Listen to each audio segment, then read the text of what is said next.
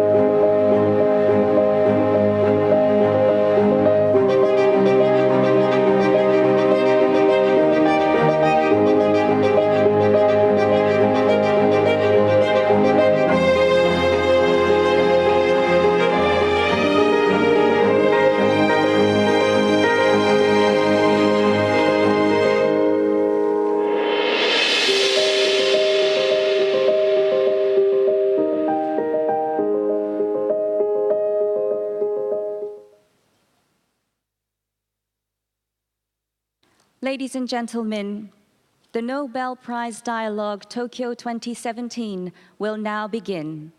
I am Nobuko Kashiwagi, and I will be your MC for today.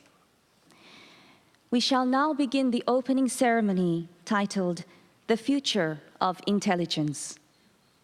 First, as a representative of the co-organizer, Dr. Yuichiro Anzai, President of the Japan Society for the Promotion of Science, will offer his opening remarks on behalf of the Society. Dr. Anzai, please.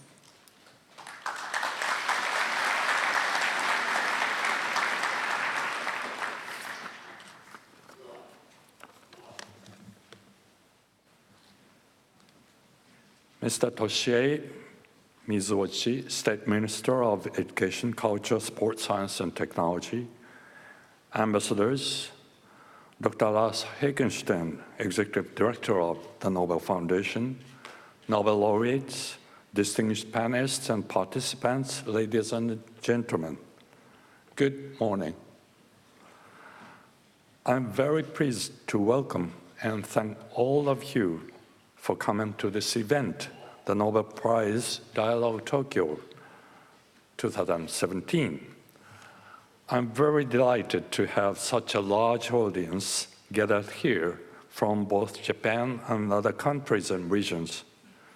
We even have more than 100 doctoral students from Asian and African countries. Thank you so very much for joining us. This event is inspired from the Nobel Week Dialogue held each year in Sweden on the day before the Nobel Prize award ceremony, which I attended last December.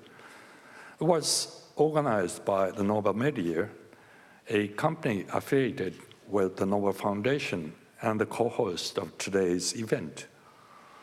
The event today is actually the second Nobel Dialogue held outside Sweden. The first one was held also at this venue in 2015, hosted by JSPS and the Nobel Media.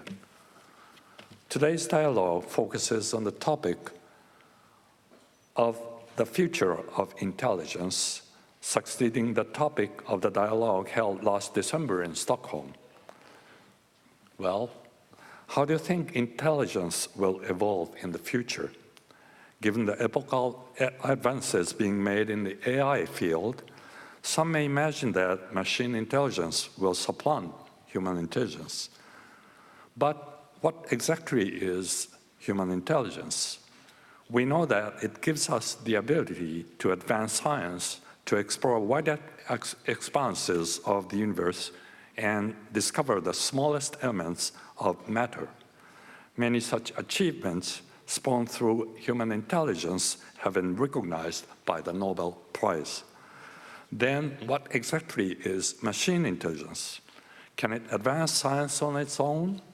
Can it explore the universe, elementary particles, or discover new materials to be worth being awarded the Nobel Prize?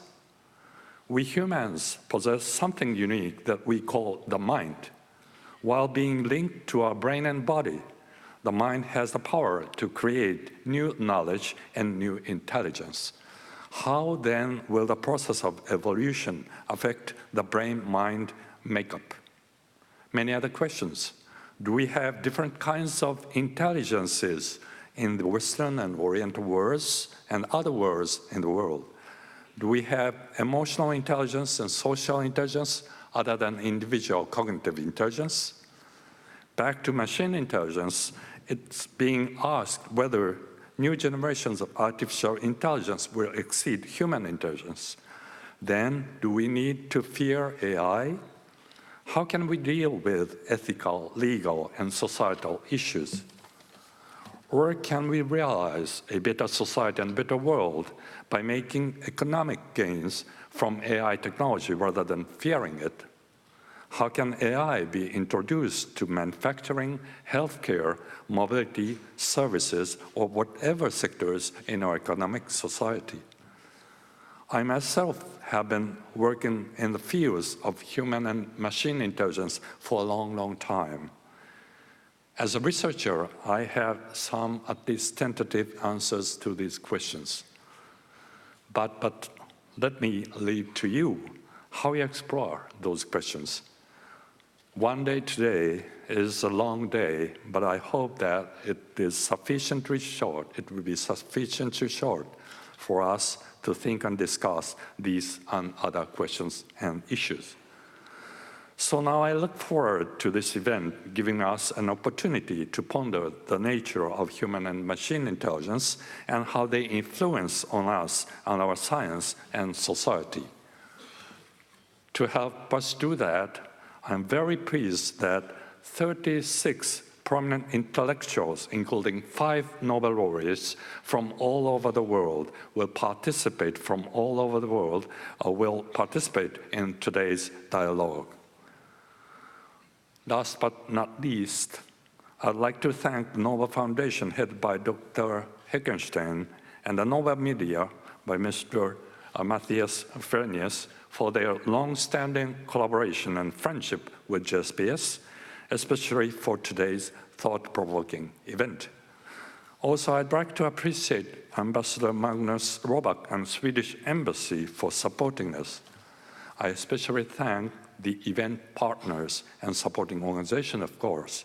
They are really helping us. So I really look forward to the dialogue today, bringing the scientific community closer with society and the public. Now, please enjoy the Nobel Prize Dialogue Tokyo 2017. Thank you very much.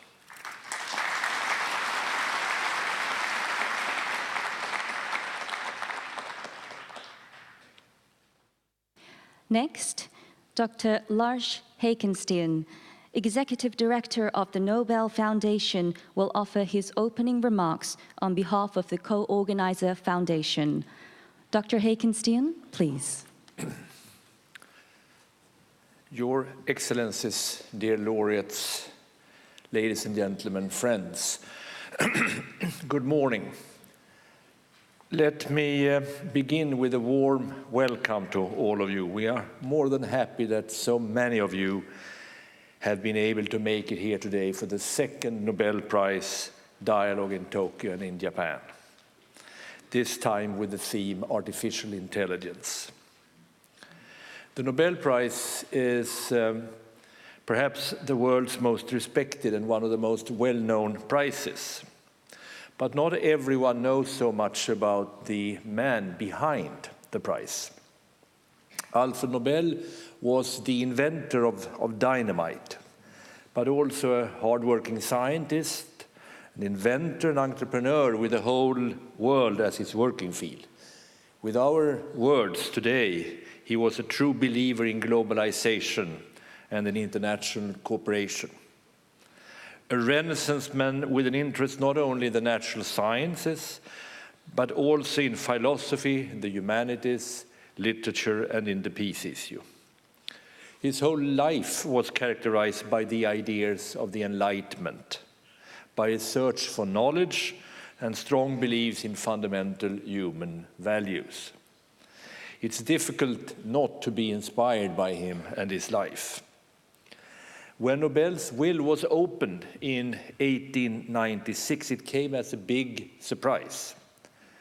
What remained of his fortune should be used to endow prizes to those who during the preceding year had conferred the greatest benefit to mankind, man or woman, regardless of national background.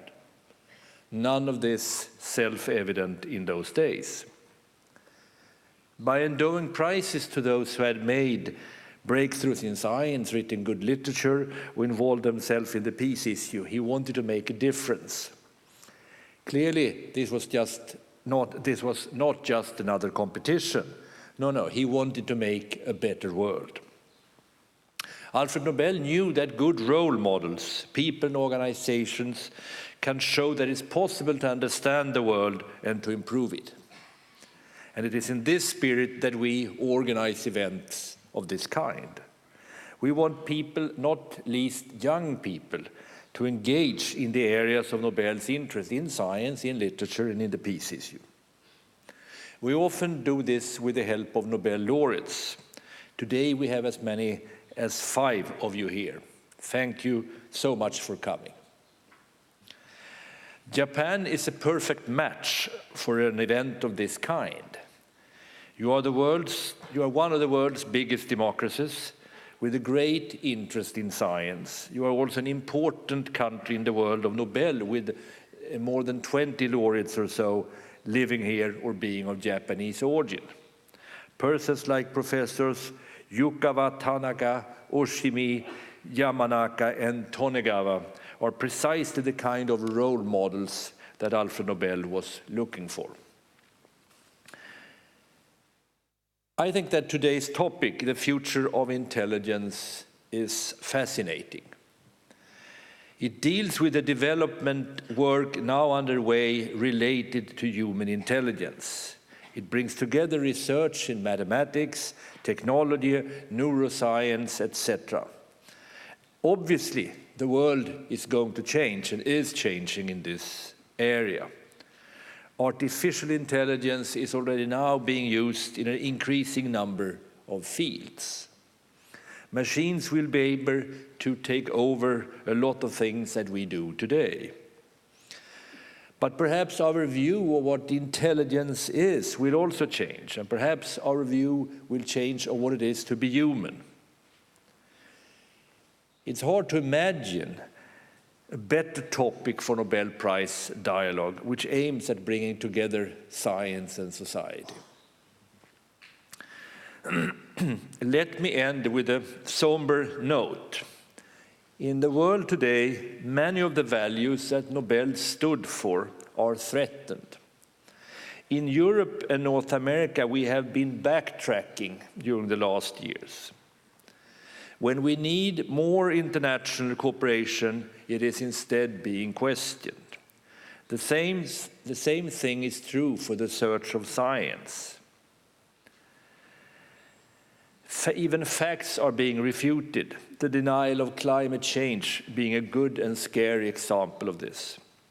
Leading politicians are today gaining support, appealing to people's worst sides.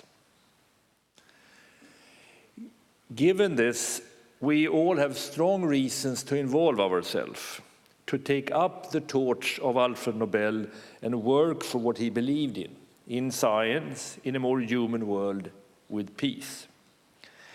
In this, we have hopes in Japan, a democratic country with a strong scientific and human tradition, well placed to step up and take a larger role in today's world. Once again, welcome to Nobel Prize Dialogue Tokyo. I'm very much looking forward for today's event. I know that Alfred Nobel would have done that too. Thank you so much.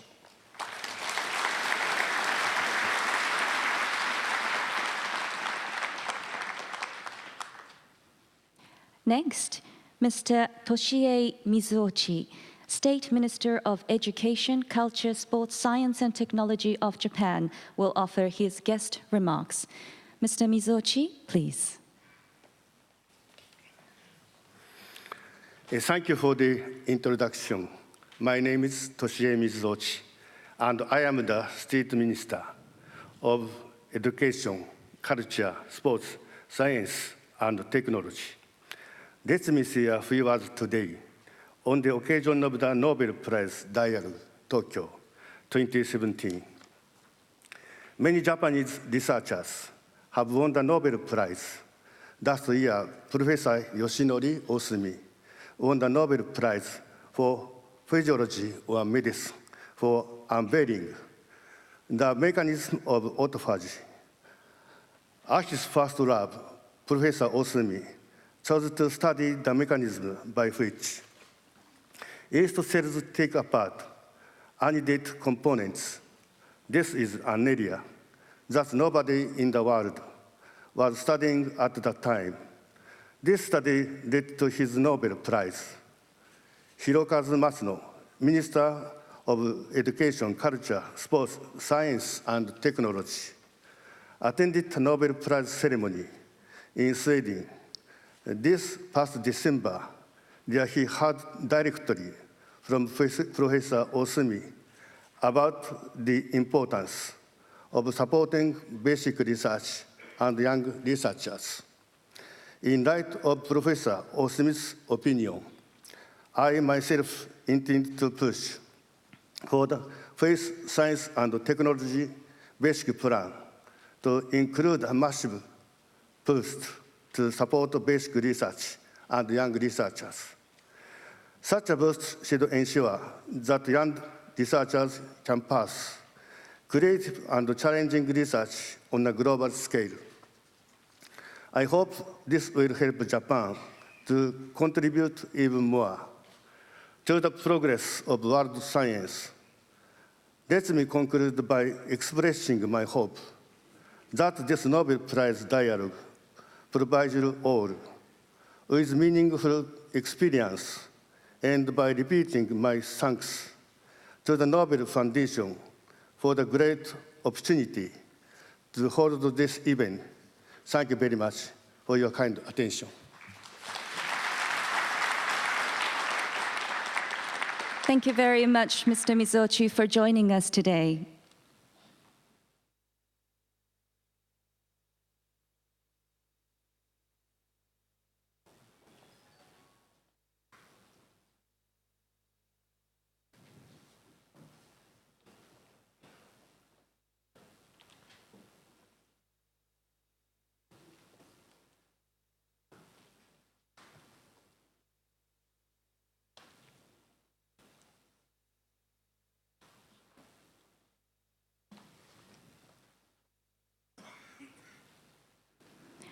And that brings the opening ceremony to a close. We now would like to move on to the first lecture entitled Beyond the Horizon, What Will the Future of Intelligence Be? From here on, Dr. Adam Smith from the Nobel Media AB will act as host of the event. Dr. Smith, the stage is yours. Thank you, Nobel.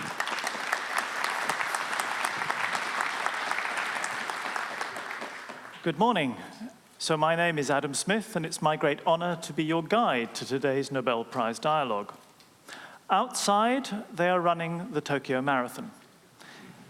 Inside, we will enjoy a marathon of a different sort, a marathon for the mind. We have a really packed program today, so my other role, apart from being your guide, is to be your timekeeper. Wish me luck. The first part of the morning will be dedicated to a consideration of the nature and future of human intelligence. And to begin us, as Nobuko has said, we will have a lecture from Professor George Smoot, 2006 Nobel laureate in physics. George.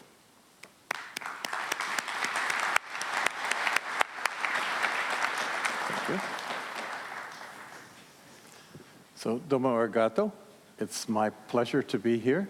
I'd like to thank the people from the Nobel Group and from JSPS and from Japan for inviting us here so to make such a good thing. And they gave me this title, which I took seriously. I think it was a translation, and it seems unusual, but in fact, it inspired me to think about the kind of things I wanted to talk to you about and where it would lead, and see if I can bring you along on this trip with us. So what I chose to do was give some great examples of human intelligence and how it's led to glorious scientific achievement. But here I'm talking about the group, humanity as a group, how much they've achieved. And so the first example that I take is a perfect example of how the collaboration of human beings can go on in a high form. And I use high energy physics, that is the study of how particles and matter and fields interact, as an example. And there, some extremely bright minds and were seeking a common goal, that is an understanding of the theory of how the world works, how the world interacts. And these people managed to collaborate towards this goal over time and space. It went over more than 2 decades, depends on how you start counting, 4 to even 6 decades, but the intense part went over 2 decades. And one of the things that happened, as to help in that, they created the World Wide Web as a way to make people able to collaborate more. The internet existed, but the World Wide Web as a tool for interactions happened. And they built a number of giant instruments, and the background is the example of what an instrument would have provided data to interpret this very high energy interaction. Okay, and it's extremely successful. So we have what we call the standard model of particle physics, and it has this group of particles shown in colors, and it has an equation shown in the bottom right of the thing. And to a physicist who knows that, that is a poem in 17 syllables, right? There's 17 unknowns. Now, in the test run that I did earlier, this failed, but you know, if you think about what space and time are, it's a collection of events, things that happen in space-time, interactions that define what's going on.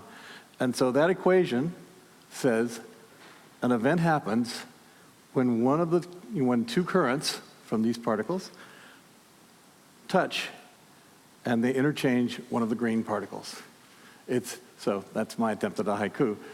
It's very beautiful in terms of such a thing, is you're able to put this all down in a single equation and a single table, and you're able to explain everything that we see in the world around us. It's quite a spectacular achievement, and the sophistication is very good. So all those symbols, it's like having to learn what E and M and C squared look like in order to understand that equation. All those symbols are rich in meaning, just like in a haiku, all the symbols that you use are rich in meaning. So, whoops. These laws of physics underlie essentially everything in everyday life. They're the core theory for how everything goes on around us. And it's sophisticated in the sense that there are words you don't know. It's a quantum field theory in a four-dimensional space-time. There are matter, and there are, this table that exists on the right. There are the four forces and the Higgs field, and they sort of explain everything that goes on around that, including, the effects of gravitation in the universe as a whole. And this doesn't sound like much, but a lot of brilliant people, at least as many people in this room, worked on this for decades in order to achieve both the formulation and the experimental test to show that it really worked. To me, that's a very good example of high human intelligence arriving to truly understanding. And that allowed my colleagues and I in 1997 to make approximately this figure, which is a sweep of the evolution of the universe. And we had to modify it slightly because the accelerating universe was discovered, so we had this straight line in the bottom to do stuff, and we had to bend it down. But in here, you see, after the Big Bang and after the first things happen, all the various stages of the particle physics come into play till eventually you get the nuclei and the atoms, and then you get the stars and the planets and so forth. So we had we've got to this point where we had this overall achievement. But one of the things that we had to do was add 4 major things compared to the standard model. We had to add this thing we call inflation, the time at the beginning of the universe when space and time itself are made. We had to add acceleration at the end of the universe, which I mentioned before. We called the dark energy accelerated expansion. So I'm supposed to use the pointer. And we had to add the existence of dark matter, and we had to add the excess, or the production of the excess of matter over antimatter. Those 4 additions are major additions, extensions of the standard model. So when you go back and look at that standard model, it's beautiful in its symmetry and so forth, but there's an excess. Why do we need 3 families? Why do we need that, complicated set of constants? It's very pleasing, it's very satisfying, but it's still lacking. It has beautiful symmetry in it, but you want to have more symmetry. So when you had this great accomplishment, what happens is you've expanded your knowledge, you expanded your understanding of the universe, but now you can ask questions you didn't know how to ask before, and you can continue on in doing your science. Okay, so here's the latest news, that not only do we understand how the stars and galaxies form, but we're now beginning to understand how planets form, and we're beginning to get experimental data on that. So up to this point, there are nearly 4,000 planets outside of our own solar system that have been discovered, depending on how you look at the category between candidates and actual confirmed discoveries. It's on the scale of 3,500 to 4,000. But the latest news last week was about a nice dwarf star with 7 rocky planets, okay? And the interesting thing is that 3 of them are kind of Earth-like, and they exist in what we call a habitable zone. So this picture is shown as like a stove, electronic stove top, right? Here's the hot sun. Here are the planets that are too hot. Here is liquid water. So these 3 planets exist in liquid water, and here is frozen water, right? So we have as humans, we have a very narrow definition of what is habitable, what is conducive for life. We think if liquid water exists or water exists in 3 phases, that's a place that's really good for life. Why? Because we only know life in one kind, that is life we see on the Earth. And Of course, that's the big question. So it's a tremendous achievement going from time speculating about whether there might be other planets and other things outside to where we have examples, and now we're building it up. It's not a surprise that we discovered these dwarf planets around a dwarf star, right? Smaller planets, on a dwarf star, you have to get closer to keep the same warmth, and the smaller planets have a bigger effect when they're in closer, and when they have a smaller star, they're perturbing. So none of this is a surprise that the dwarf planets are on a dwarf star, right? But there is a question about other kinds of planets and other kinds of stars. But we're beginning to see that a significant fraction of stars have planets around them. And actually, a significant fraction of those have planetary systems around them, that is, multiple planets. And so the question obviously comes to people's mind, are there planets out there that have intelligence on it, right? Does this broaden our view of what it means to have human intelligence or artificial intelligence or alien intelligence or what kind of thing like that? So it gives you a different perspective, a different set of questions you ask about intelligence and about the role of humans in the world. Okay, so what do we know about our own world? We know a lot.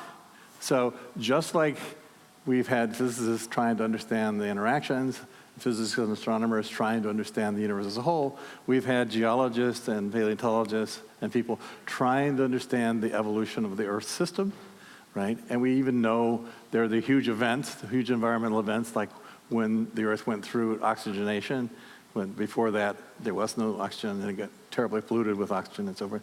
But we've seen this long sort of spiral from the first immersion of life in single and archaic scales to more advanced scales, the eukaryotic scales that make multicellular organisms, and then more and more complex things. And we can trace out that history quite spectacularly.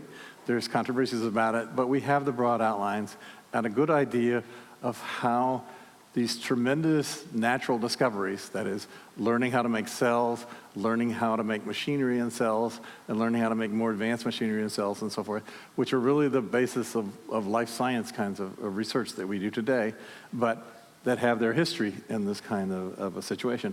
So as humans, we have been working in a sort of collective, individual but collective way of building up this whole body of science, where we're beginning to see how everything started from the beginning of the universe down to where we had life arise and then develop up to the place where we have intelligent beings and so forth. So I have another thing that's This is the sound of really two black news. holes colliding and merging. Where did this sound come from? A long time ago, in the distant reaches of the universe, two black holes, each about 30 times as massive as our sun, were locked in orbit and spiraling in towards each other. The only visible traces of this spinning cataclysm would have been the way their gravitational fields warped the light of distant stars. Even as they collided and merged, there wasn't a flicker of light to be seen. The real and very violent action in the system was in the form of gravitational waves, ripples in the very fabric of space and time. These waves were constantly draining energy from the black hole orbits, leading to their ultimate collision and merger to form a single black hole. At that instant, the power of the gravitational waves was 50 times greater than that of all the stars in the universe combined. That pulse of gravitational waves, lasting only a fraction of a second, expanded through the universe, passing unimpeded through countless galaxies. About 1.3 billion years later, it reached Earth. Gravitational waves alternately stretch and squeeze space itself and everything they pass through, but the effect is minuscule. Their effect on Earth here has been vastly exaggerated to help visualize something that is otherwise invisible on this scale. To detect them and directly measure their properties, scientists built LIGO, the most sensitive measuring device ever made. LIGO uses a device known as an interferometer to measure the tiny displacements in space. In this simplified representation, a laser beam is sent towards a partially reflecting mirror and split along two paths. The beams travel along the 4-kilometer arms and reflect back towards the central mirror, which recombines them, directing their light to a detector. As the gravitational waves pass, the distance between the central beam splitter and the end mirror stretches along one arm and compresses along the other. This changes the time it takes the light to travel along the arms. The recombined light waves shift with respect to one another and produce a signal at the detector. incredibly tiny stretching and squeezing of space can actually be measured directly in this way. How little does space distort to make this signal? Let's zoom into a hydrogen atom until we reach the proton at its core. LIGO is so sensitive it can measure changes in distance as tiny as 1,000th the diameter of a proton. And this tiny measurement, made by LIGO, was the final step in a journey that began 1.3 billion years ago in the distant universe when two black holes collided.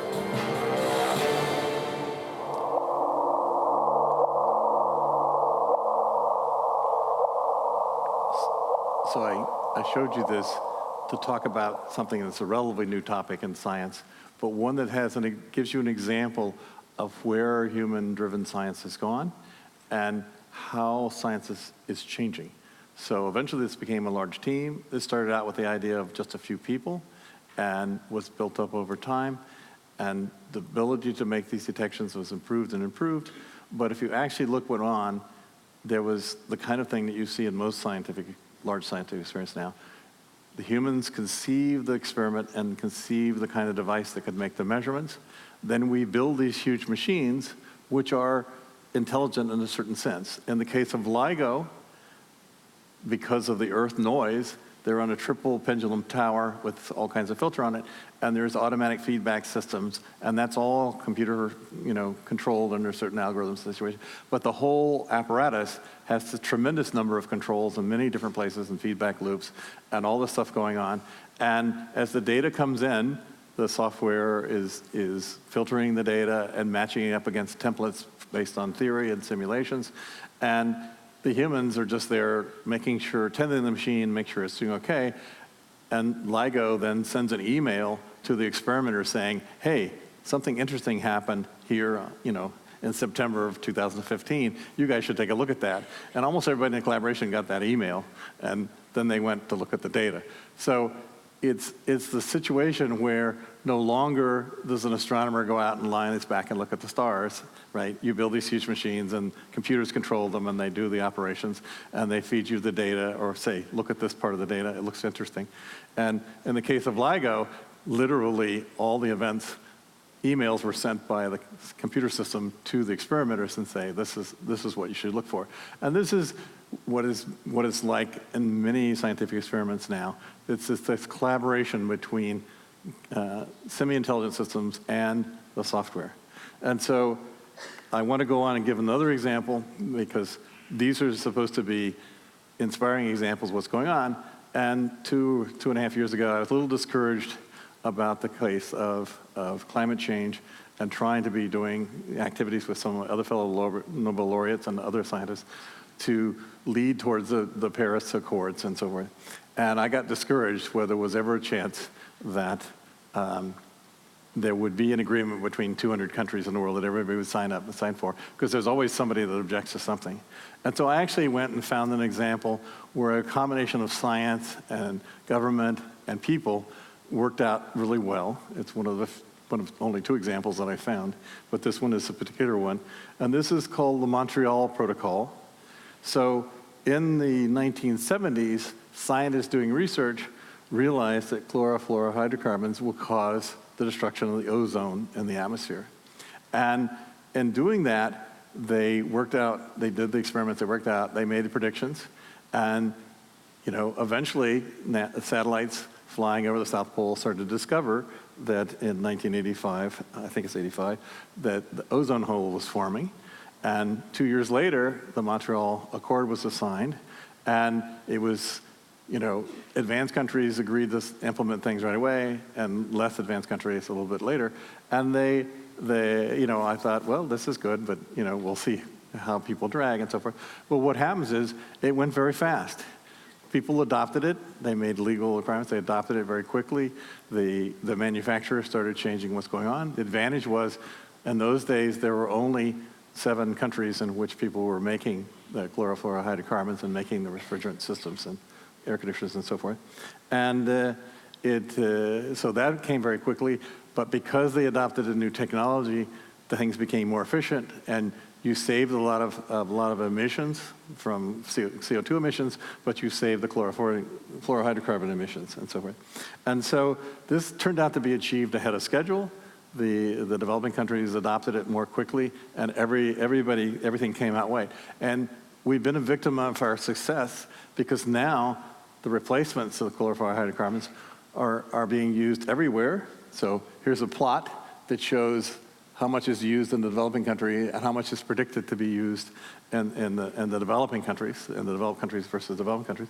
And you can see the kind of thing that we already see, which is on a summer day in New Delhi, half of the power use is for air conditioners and refrigerants, but also half the leakage of greenhouse gases, because they're sloppily made, goes up. So the hydrofluorocarbons, they're about 50 times more infrared, absorbing, so they're 50 times more greenhouse, but there's much fewer of them coming out, and they only last in the atmosphere between 10 and 100 years, whereas the CO2 lasts in 50 years. So if you can get people to move to the better replacements and so forth, that's what do. So that's what's that's the next level in what this has to go. All right, so now since I had extra time, I'm running late.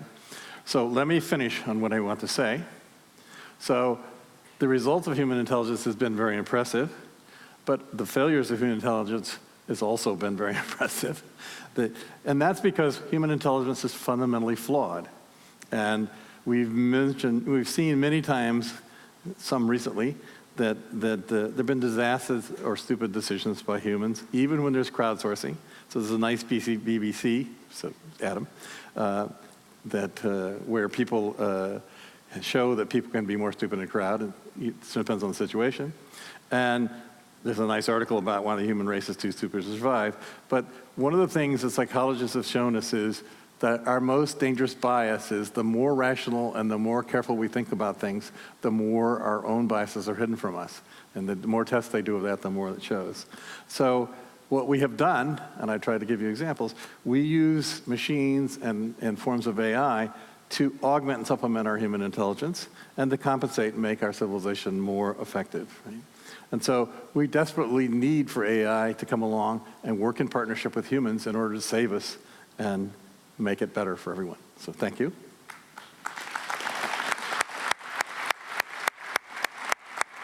Thank you so much. Absolutely perfect timing. Thank you, George. I went over a little bit. It's okay. Thank you very much indeed, George. So, as the name implies, today is mostly about dialogue, and now I'm very pleased to introduce the first conversation of the day, which will be between 2016 Nobel laureate in chemistry, Jean-Pierre Sauvage, and Dr. Sawako Takeuchi, Senior Advisor to the Ministry of Education. Please welcome them on stage. Oh, I was too early, sorry. Okay. Now please welcome them on stage, I think. You coming? No, they're back there.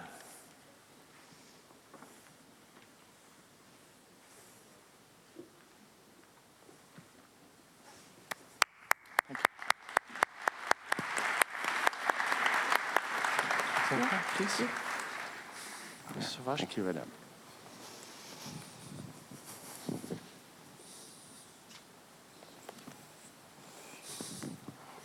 Hello, bonjour.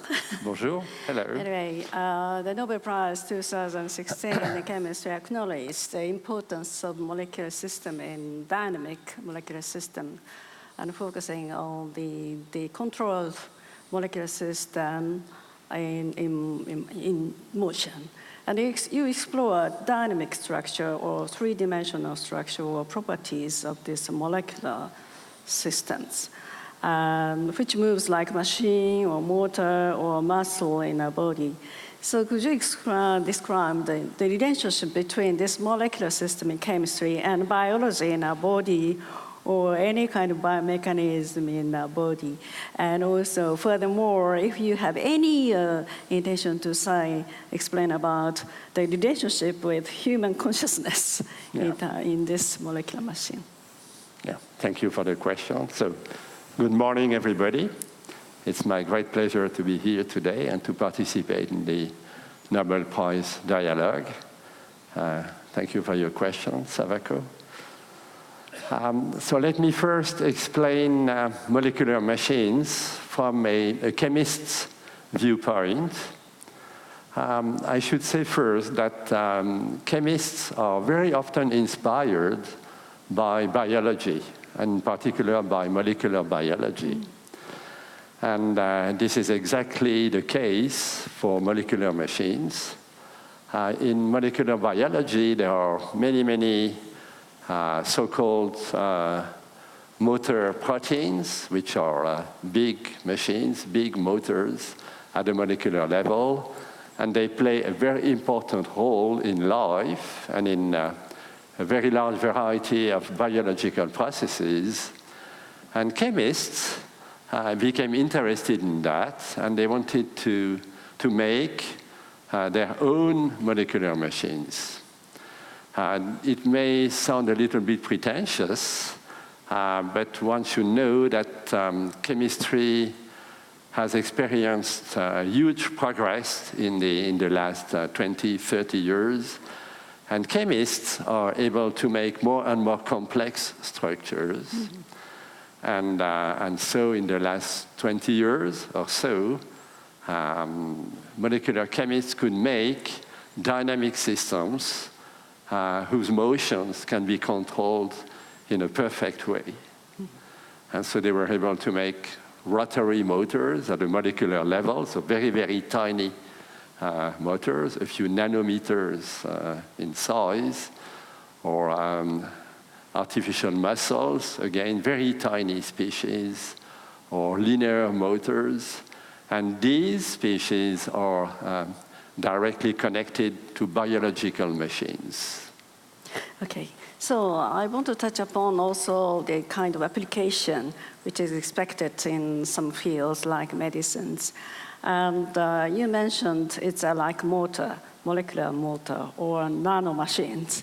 So we can easily assimilate this word to the kind of electric motor which was invented in 1930s, and which was converted afterwards to create new machines like refrigerators, food processor, or that kind of electronic or electric appliances. So could you imagine also this molecular machine can be converted in the future to create new materials or energy conservation systems, or such kind of new systems to be applied in our society? Yeah, this is a very important question, of course. But before trying to answer your question, I should say that the field is mostly related to basic research. Sure. And basic research, of course, is very important due to the fact that all the technological applications we use today originally come from basic research. But the question is very important because we are all very much interested in potential applications for the future. And with my friends working in the same field, we had many discussions to know where it could go in terms of applications. And I can probably refer to 2 or 3 important potential applications. One, perhaps one of the most spectacular would be molecular computing. This is the way we call it. That would be storing information and processing information using molecules. I see. And not using transistors like what we are doing today. And I think the progress is really fast and spectacular. So we are quite confident that someday information processing will be done using molecules. Oh, I see. It is And a that, very of course, remarkable system to stock the information in our body and in our brains. Right, very much related to that.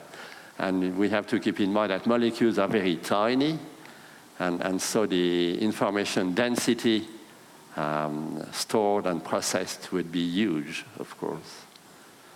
And perhaps another field of application is related to what we call nanomedicine.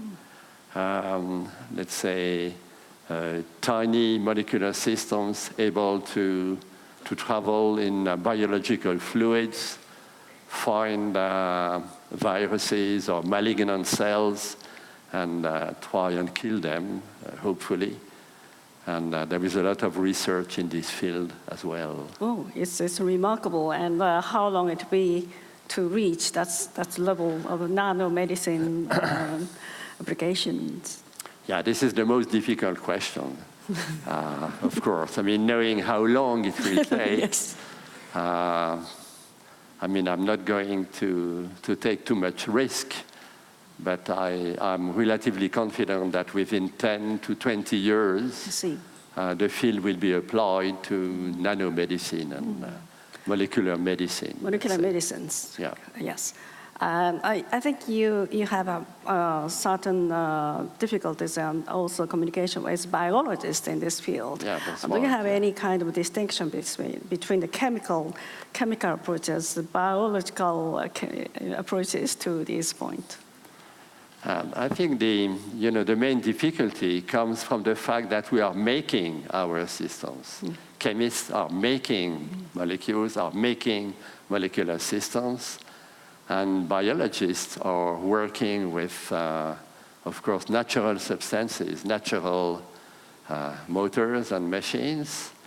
And the making involves so many tools which are highly technical, highly specialized, that it is difficult to explain our strategies. It is really too specialized for biologists to be so much interested in what we are doing. But clearly, we try to communicate. I see. Yeah. I think I want to ask you also extend some message to the new generation researchers here coming together here. I think you developed your ideas or how you were inspired by the topology or philosophy or any historical approaches, how you got this inspiration, from which fields? Yeah.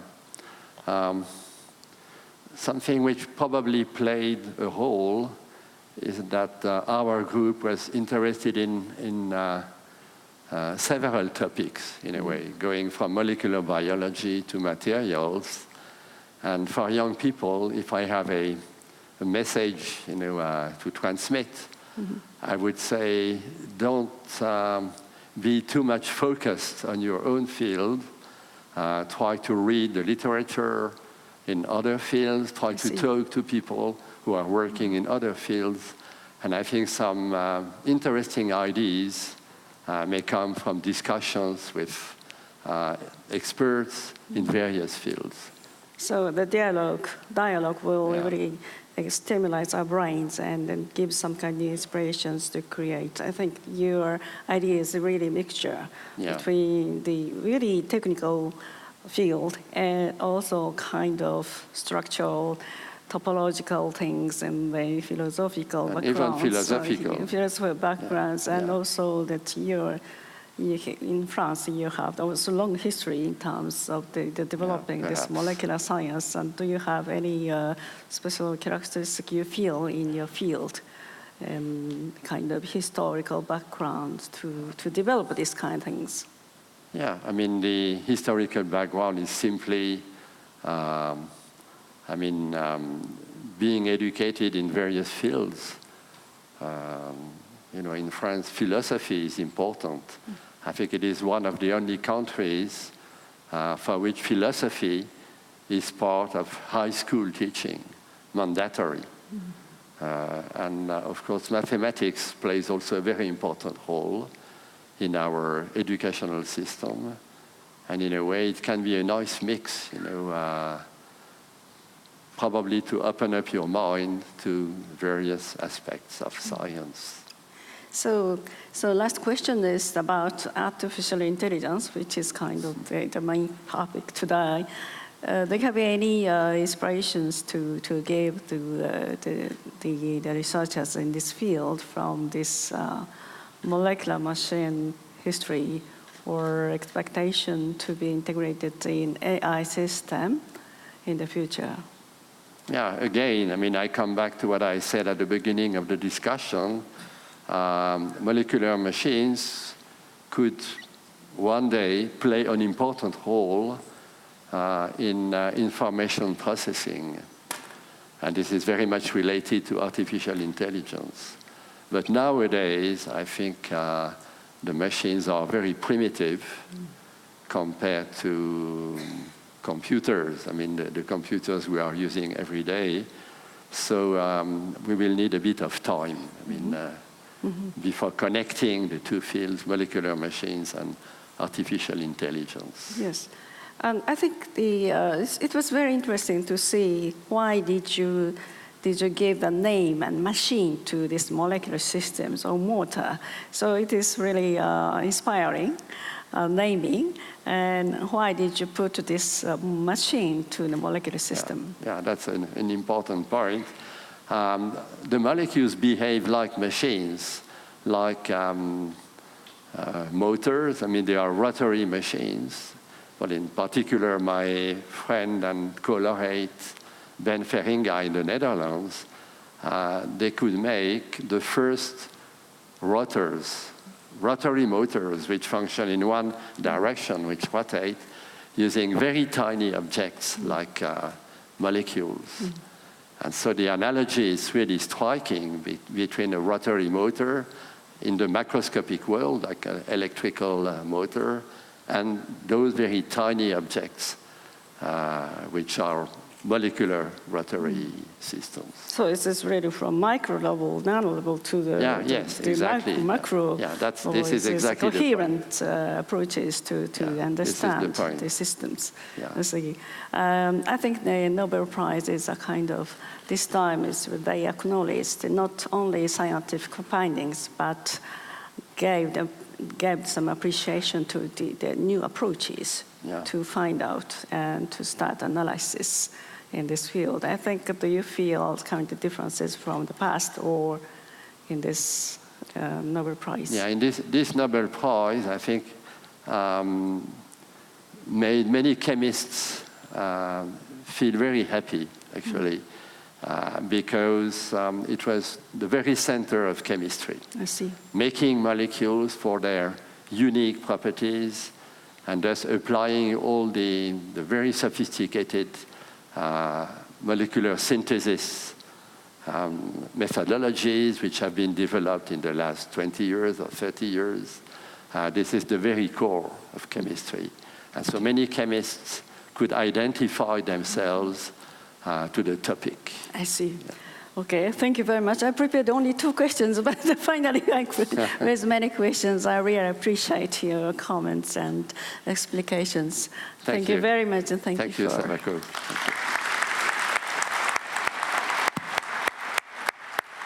Thank you both very much indeed. Thank you.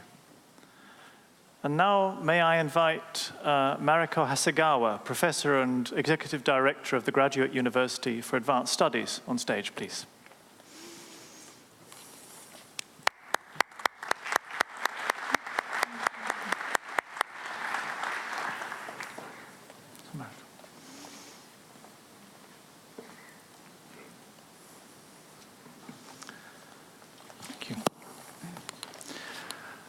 So we've had 2 views of the fruits, some of the fruits of human intelligence, and now we come to a consideration of the nature of human intelligence.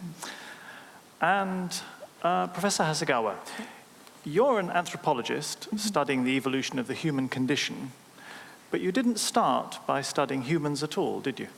Oh, yes. When I was young, I didn't like humans, and I liked other animals, and I studied wild chimpanzees in Tanzania because the behavioral and ecological studies.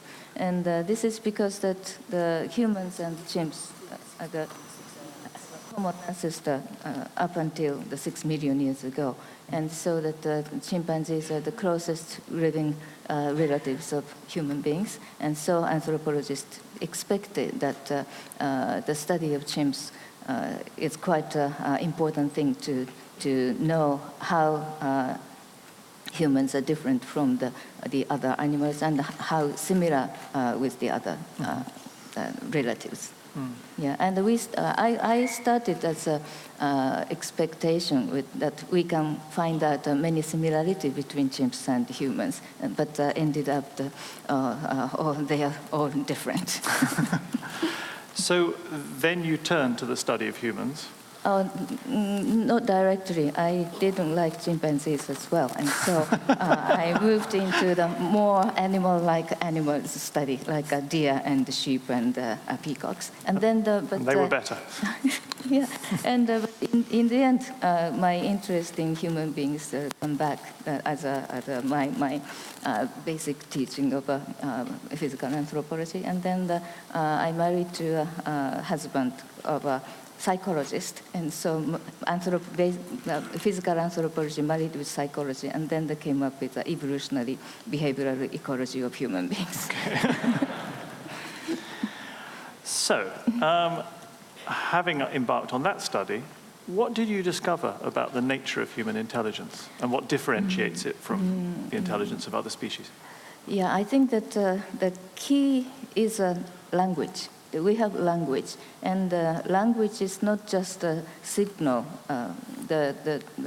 We talk each other, and it's not just the exchange of a signal about the emotional state of mine or yours, and then it's not just a signal, but we share our minds, and then we use words like as a abstract concept, and we can talk with using language. We can talk the things not just in front of you, or not the things happening right now, but we can conceptualize and abstract the ideas, and then so we can accumulate this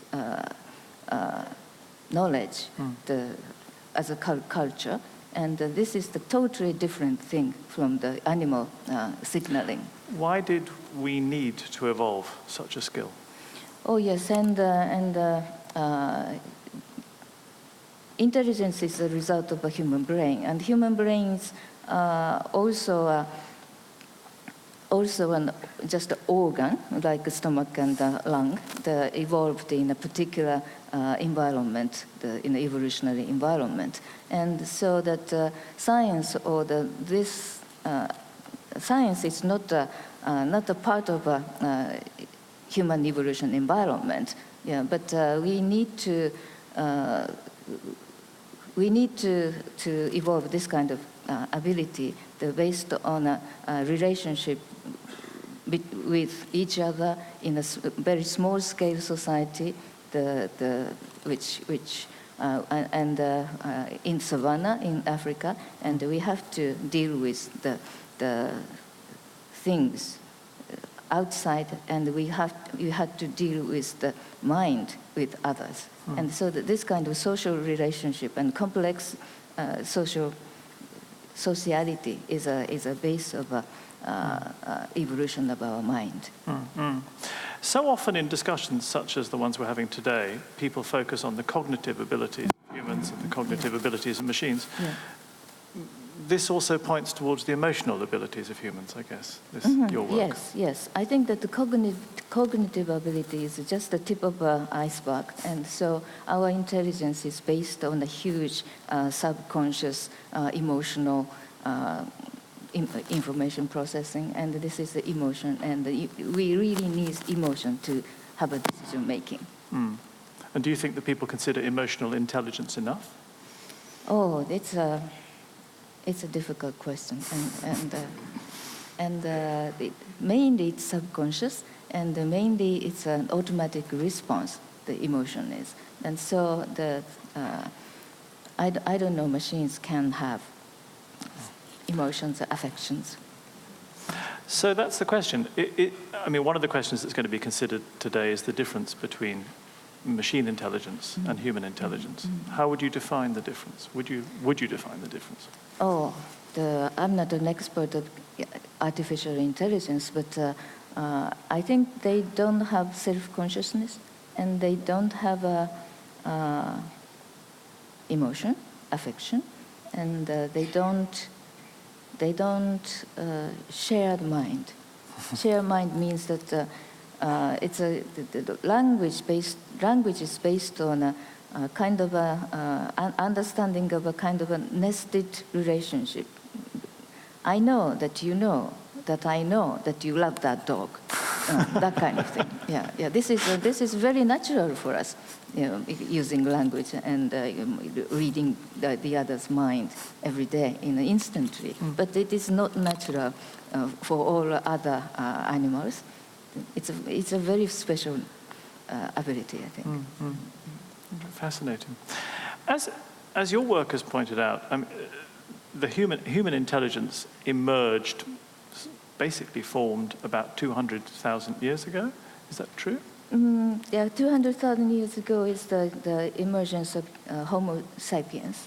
Yeah, and before that, we have Homo erectus and some different species of Homo, genus Homo. But they didn't have a really large-scale culture or the large-scale expansion all over the world. It all happened 200,000 years ago with the emergence of Homo sapiens. And I think that the one of the reasons is that at that time, at the beginning of the Homo sapiens, we are equipped with a full range language. So, would it be true to say that you don't think there's been a dramatic change in human intelligence since that emergence? I think so. Right. I think so. It's a byproduct of our pre-existed ability. Because there has certainly, in recent times, been a very dramatic change in our living environment caused by that intelligence and by our application of that intelligence.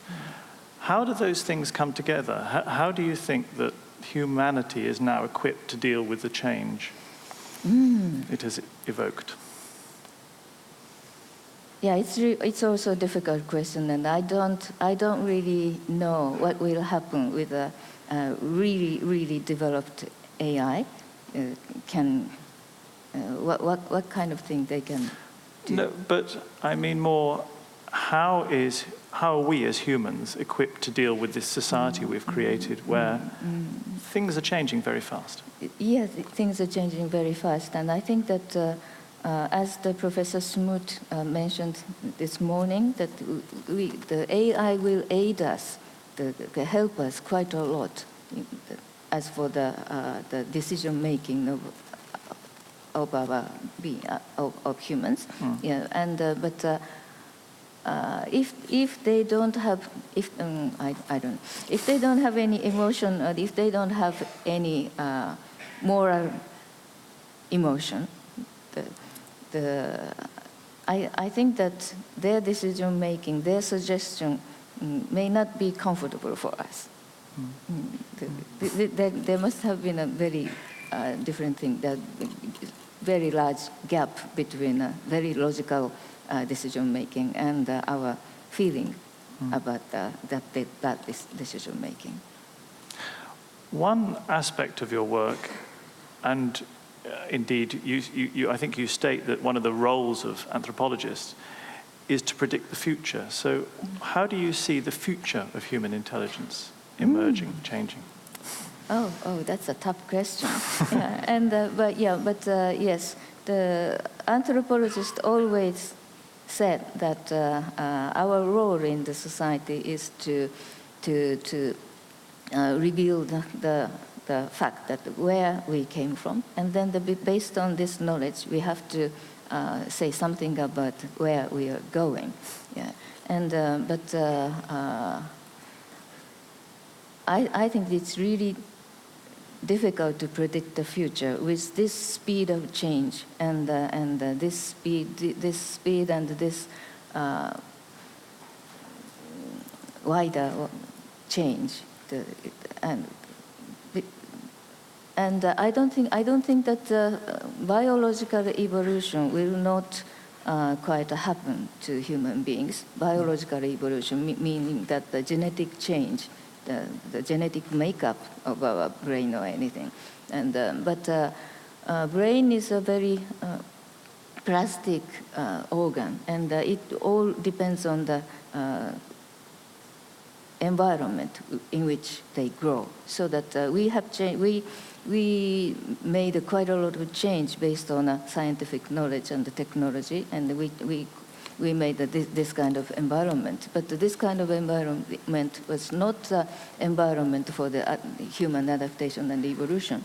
Yeah, but now the children are growing up in this environment. And so that even if there is no genetic change or genetic makeup, the environment totally changed.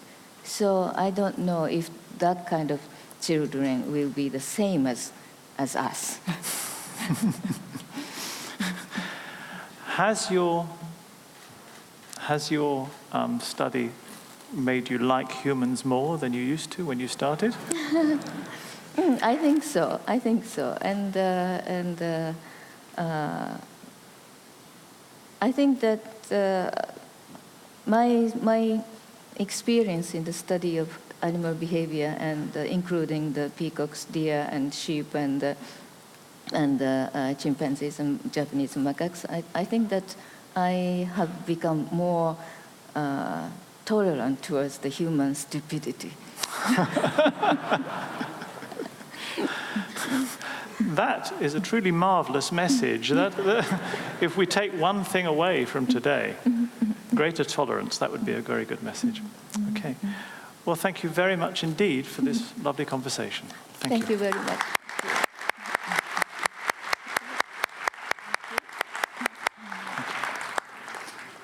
Thank you. So now we move on to another lecture, this time from the 1987 Nobel laureate in Physiology or Medicine, Susumu Tonegawa. We have to rearrange the stage again.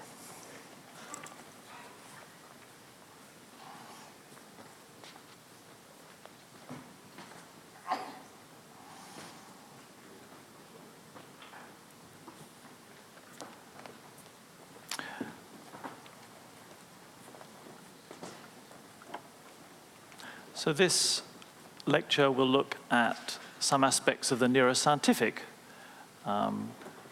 basis of human intelligence.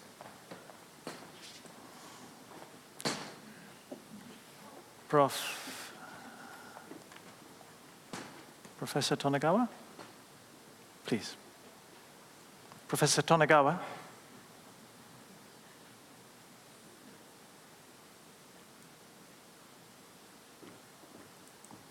Thank you so much. The floor is yours.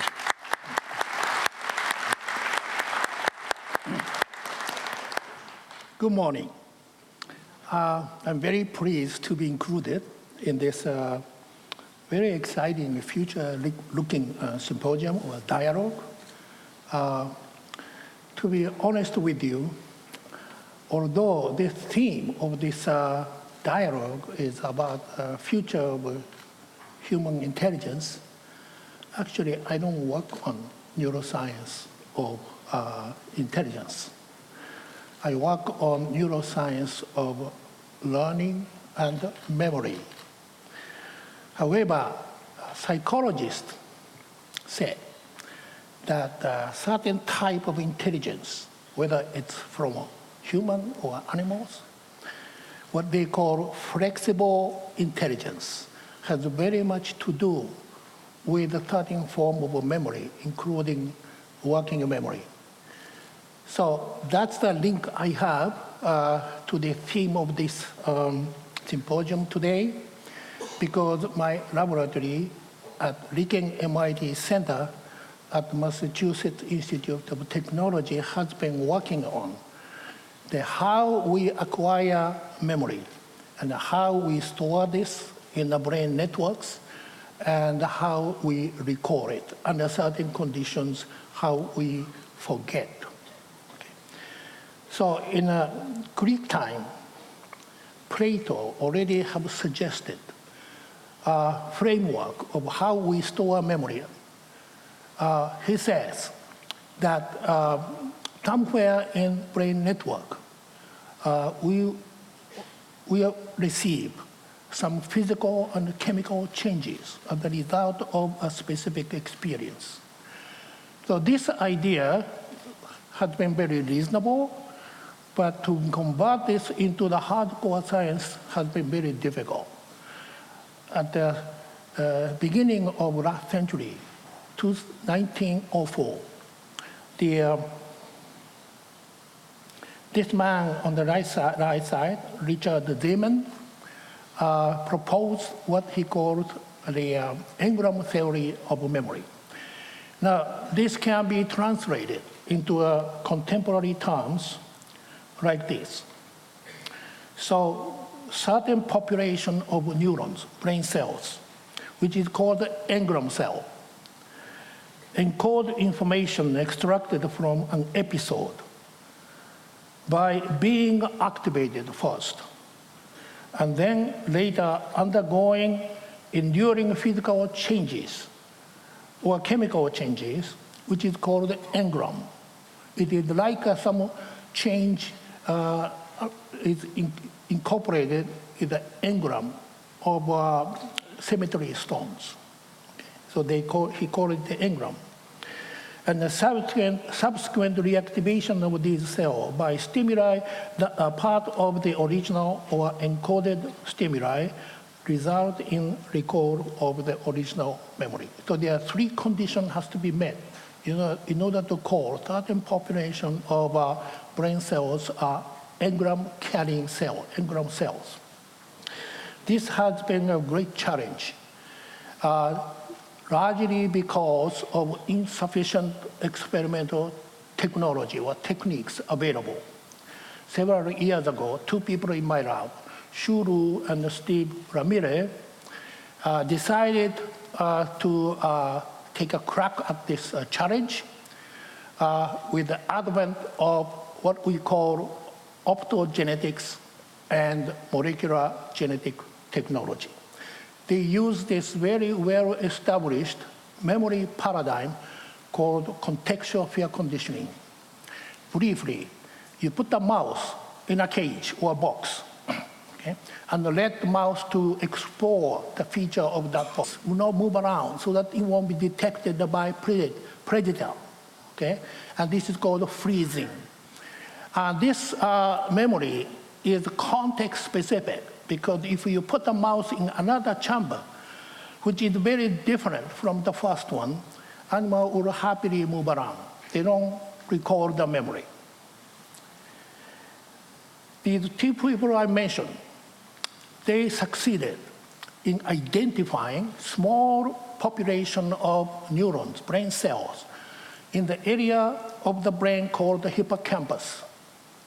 Not only that, they could label those cells as indicated in here, as indicated, okay,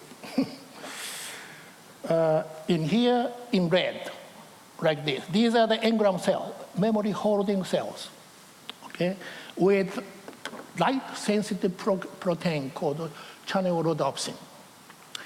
And then next day, when an animal was put in the wrong chamber, animal will not freeze, will move around. However, when these two people in my lab turned on the light, blue light, which will shine those, specifically shine those cells that were activated by running, then what happens is the animal will start recording the memory and the freeze. And I have a short clip of video here.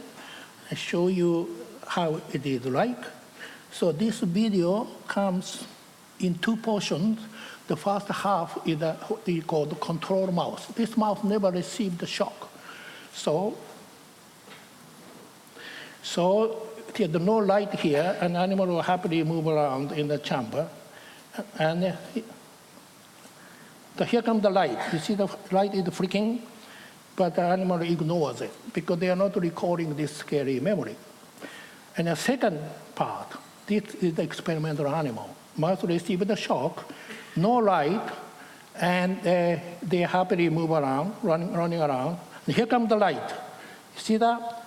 Animal doesn't move very much. And this is because they don't want to be detected by the predator. Okay? So these studies, for the first time, demonstrated that there are specific set of cells in the brain which hold a specific memory. Okay? And this technology, which is called memory engram technology, gave us a plenty of opportunity to manipulate these cells and see the effect of that to a variety of mouse's mind or cognition and the behaviors. First, memory is normally very reliable. Actually, whether you are aware or not, every day, moment to moment, you are using a memory that you already have stored in your brain in order to make a decision and make a judgment about the issue that you have in front of us. However, under certain conditions, human beings claim incredible false memory. They claim they remember something that could not happen to them. Okay? And this psychologist has been studying this, and it's called false memory. Now, this false memory, if it happened within the family or something like that, there may be a little quarrel, but it's not a serious issue. But in a legal setting, this can be very serious. In fact, the DNA test was introduced 2 decades ago. It was discovered that many, amazingly large fraction of inmates, which has been imprisoned years, mainly based on the testimony, which means the memory of witnesses, turn out to be innocent. Okay? So my people wanted to find out whether how, under what conditions we make false memory. And then we also wanted to find out whether animal can ever make false memory. So the idea they had, hypothesis they had, is that maybe one way the false memory occurs is when you are recording a memory of something that happened to you. While you are recording, something big happens to you. Okay? Some stimuli come from outside with a big valence, either positive or negative. And then we wonder that under these conditions, the mouse or a human will associate those things that happened before with what is happening now. And to test this hypothesis, they designed the experiment in this way, in this way cartoon shows. Mouse are put in a green box, okay? It's actually not green, but we call it a green box. And let mouse to memorize the feature of green box. They form a memory engram in the hippocampus, and we can label those engram cells with a channel rhodopsin. No shock is given here. Next day, you transfer this mouse to an entirely different kind of box, red box. Okay?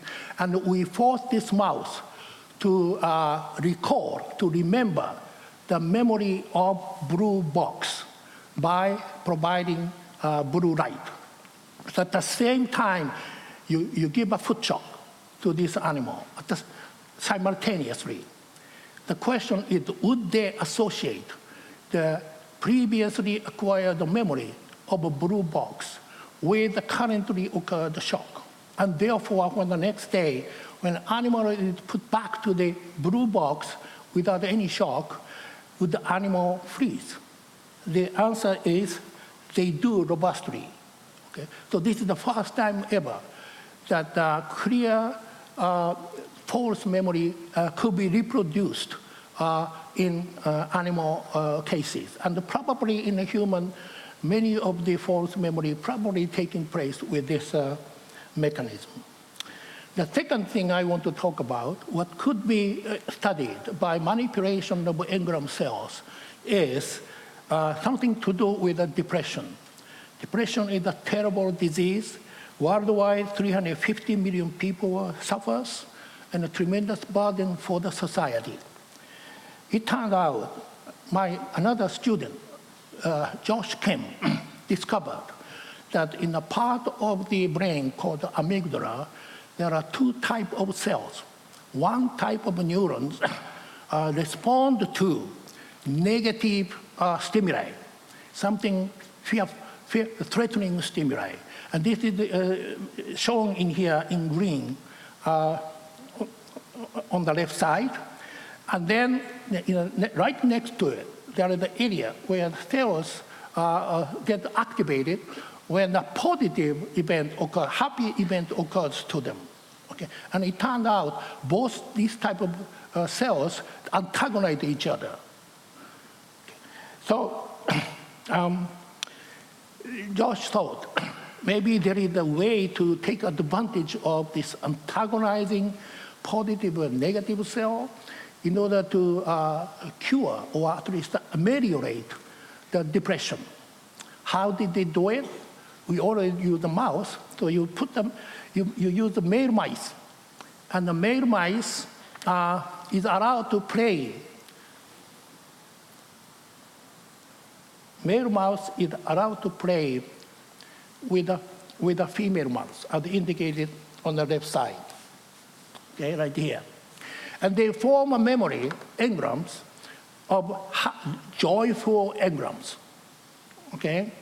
Now, that doesn't do anything by itself, but next day, taking a few more days, you put this male mouse in a confined place such that the mouse will form a series of negative memory. It's stress, chronic stress causes many different kinds of negative memories, okay? And they fall into depression, at least human depression-like state. And then several days later, you take this mouse and shine the light, blue light, to activate the joyful memory engram cell that he formed before they fell into depression. And amazingly, this light will cure the depression-like behaviors. Finally, I want to mention very briefly how we can also cure the early Alzheimer's disease. In the Alzheimer's patients, human or mouse, before they really exhibit the markers of Alzheimer's, what is called A-beta plaques everywhere in the brain, particularly in the hippocampal area, they already become amnesiac. They have a problem in having a memory.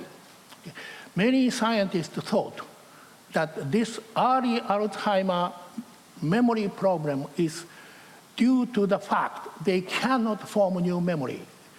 But we use this optogenetic technology, labeling the engram cells, and we found, as indicated in here, in the early stage of Alzheimer's disease, memory can be formed. No problem in forming a memory, but they cannot be retrieved. They can't remember it, okay? Due to the reduced synapses, and this is due to the reduced connection of engram cell neurons in memory engram cells. So optogenetics can restore the synapses and increase the synaptic connection, and that leads to a cure of memory. This animal can now recall the memory with the natural recall cues. So that's all I wanted to tell you with the limited time allocated. I just want to give you the final summary of the message.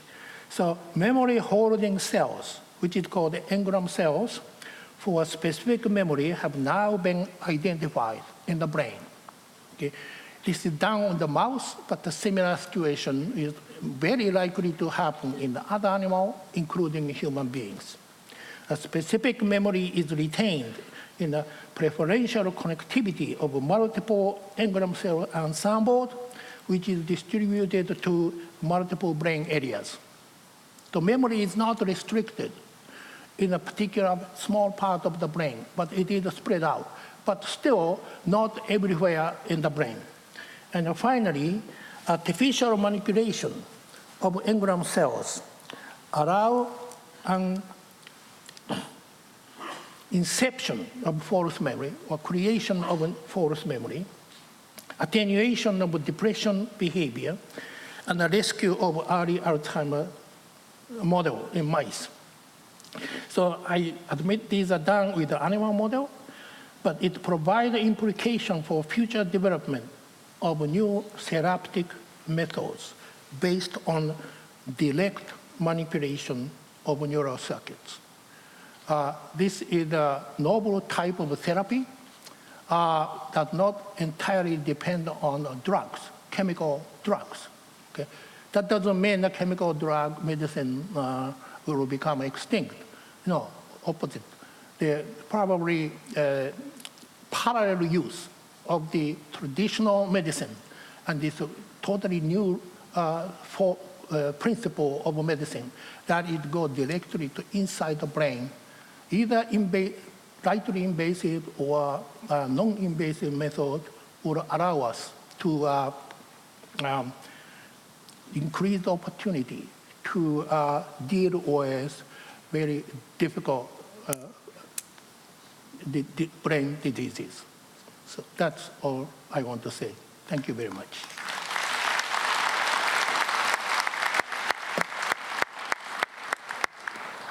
Mr. Tanagawa, thank you very much indeed. Okay. Thank you. Can I take this one? Is it okay? I think it's okay. Somebody will deal with it. Thank you. Everybody's keeping so perfectly to time. Professor Tanagawa's talk did give me an idea, though. If people didn't keep to time, we could use the foot shock. Now, to continue our discussion of the nature of human intelligence, I'm delighted to welcome on stage Dr. Sadayuki Sakakibara, who is chairman of the Japan Business Federation.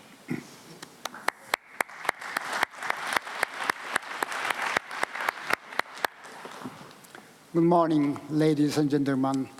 My name is Sadayuki Sakakibara. I'm the chairman of KDRN, the Japan Business Federation. First of all, I'd like to thank the organizer for inviting me to this Nobel Prize Dialogue, Tokyo 2017. I feel very much honored. Ladies and gentlemen, humankind is presently faced with a problem of unprecedented complexity and scale.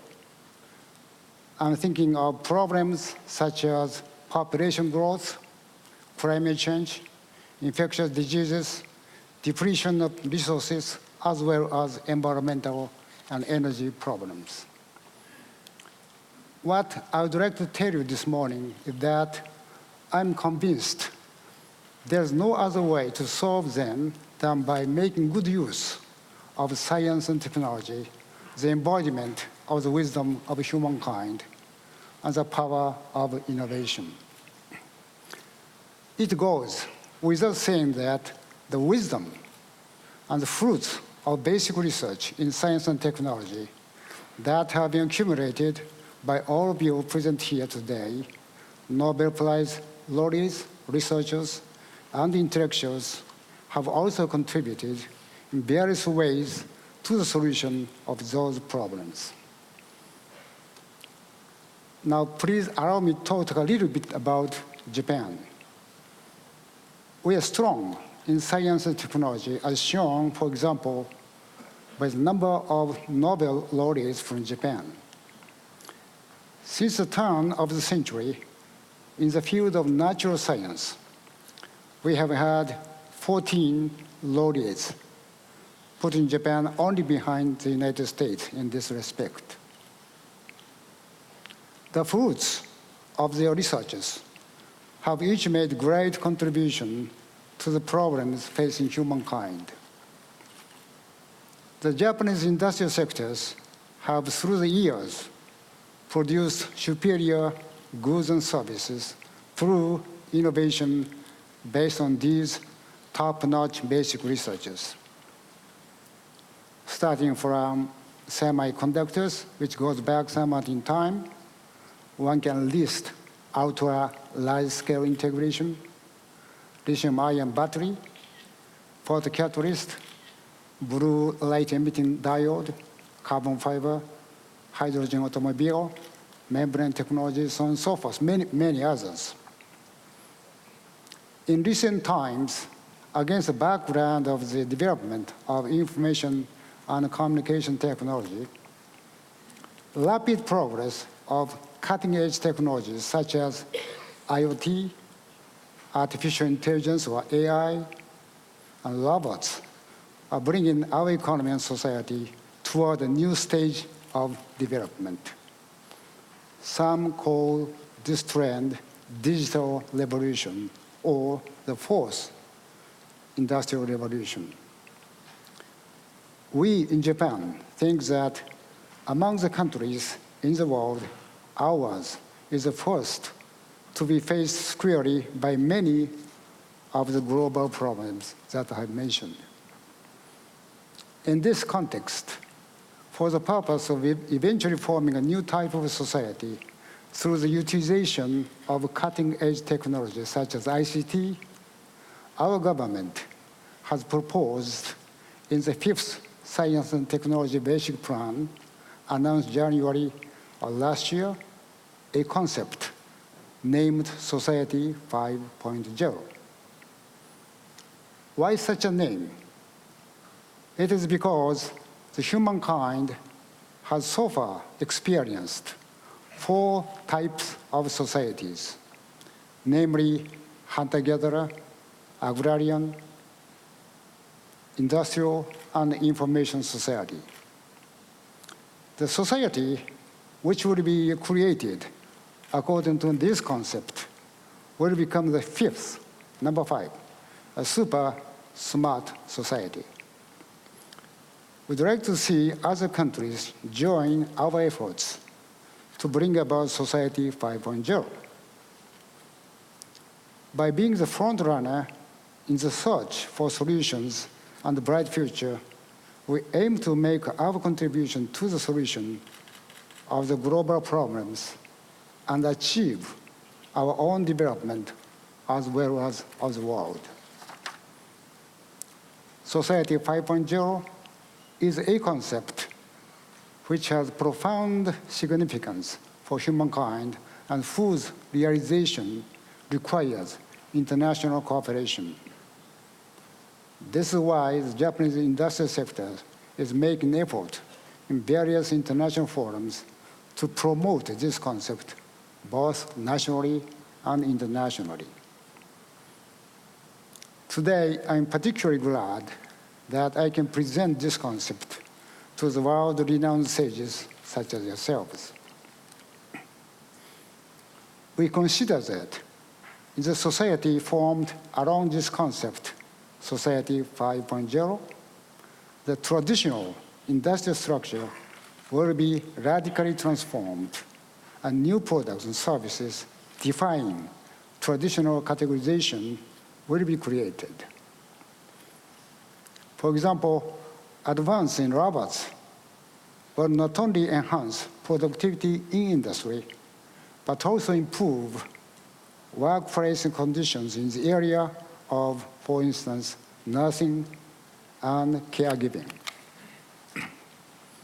Advance in information and communication technology, such as virtual reality, will allow people to experience sightseeing or leisure while at home. Automating driving will remove constraints for people to travel. People's lives will be richer and more comfortable. Personalized medicine or healthcare service through the use of individual health and medical data will arrive. New treatments and medicines will be developed, and sophisticated machines will even overcome decline in physical capabilities. Furthermore, a world in which everybody, including aged persons and women, will be able to work irrespective of gender, age, or place of residence, etc., will become a reality. On the other hand, there will be a need for us humans to acquire knowledge and new ways of thinking so as to be able to make full use of AI and robots. Against all these probable developments, question remains as to whether the new technologies will be accepted by the society. Technological innovation such as AI, robot, and life science may give rise to new issues which need to be addressed before they are accepted by the society.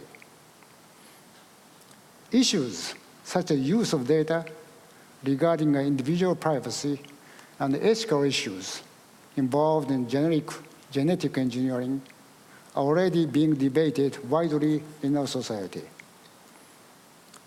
In the near future, when AI and robots will have developed further philosophical issues, such as what is happiness, both as an individual or society as a whole, and what makes human a human may need to be rethought. We should not shy away from these problems. It is our responsibility to face them squarely and to have constructive debate about them in our effort to build a new society. From that viewpoint, it is extremely important to take advantage of opportunities such as we have today to have a dialogue with world-leading researchers so that people's interest and understanding of science and technology will be enhanced and a brighter future be created. Ladies and gentlemen, let me conclude with the following. The year 2020 will be the year of Tokyo Olympic and Paralympic Games.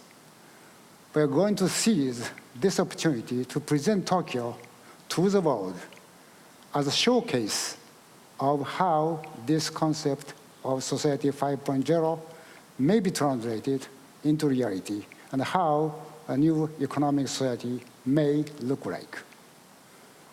Therefore, we, the industry, will redouble our effort to make this happen. Please look forward to Japan in the year 2020. Thank you very much for your attention.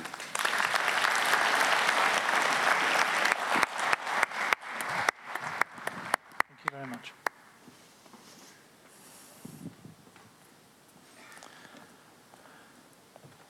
So an important element of the Nobel Prize Dialogue is that we bring together people from different disciplines to have conversations. And for this last part of this first part of the morning, we're going to have a conversation between an economist and a computer scientist. The economist is Professor Eric Maskin, 2007 laureate in economic sciences, and the computer scientist is Professor Stuart Russell from the University of California, Berkeley. And this discussion will once again be moderated by Sawako Takeuchi. So if I could welcome them all on stage, please.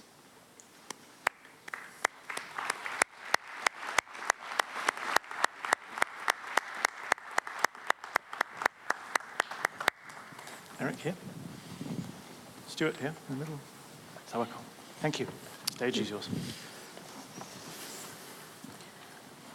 So this session, let's begin with first, the importance of social systems or social choices in terms of artificial intelligence or advancement of the new technologies in these fields, especially in the communication.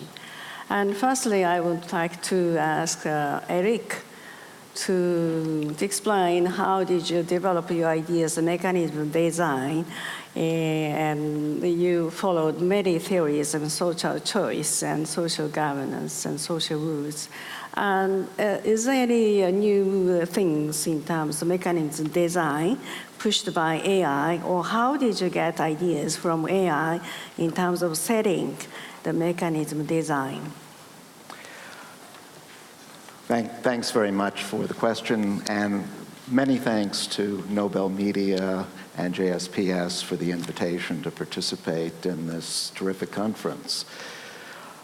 So we often think of AI as the attempt to take ideas about human intelligence and use them to make machines that are smarter than before.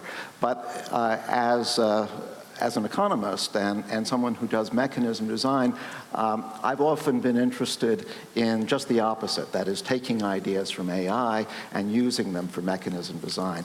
So a very big question in mechanism design is how do you get resources allocated to the right people? This was a very big problem in the transformation of the telecommunications industry, where governments around the world wanted to transfer radio spectrum to telecom companies that were interested in it. But they wanted to make sure that the right telecom companies got the spectrum. So let's imagine that I'm the government, and there are a number of telecom companies who are interested in getting this very valuable license that I have. How do I make sure that the license gets to the company who values it the most? Sounds like a simple question, but it's actually not so simple.